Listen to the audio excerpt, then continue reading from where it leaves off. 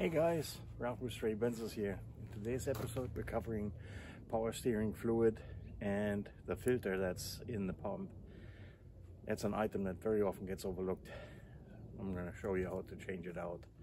So here we go.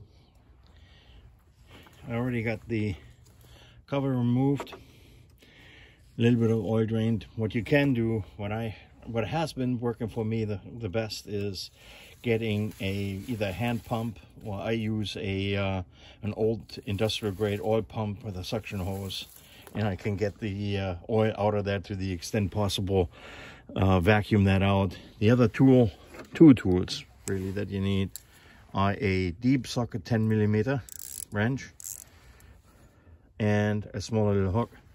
And what you do is you loosen the center stem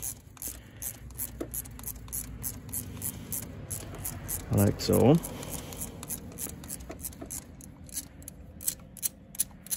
Be careful that you don't lose a spring, and definitely not the nut. That'd be bad.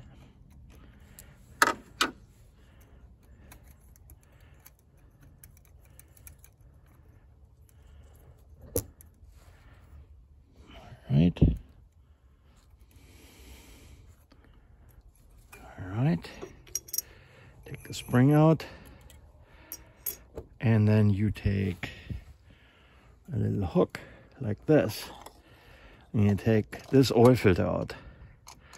This one just got changed very recently. It's very clean, but very often people do not change this filter out, and not that this is really a big item, but it's definitely one that you should pay attention to. Once you have the new oil filter exchanged, put in, you reassemble it in reverse order.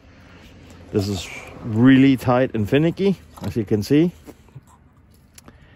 So that's why you have to have this hook tool, because otherwise it's just not, you need calibrated Swiss Army knife fingers in order to get this thing to cooperate with you, for you to try to get this off. You tighten this nut, don't over tighten it. There you go.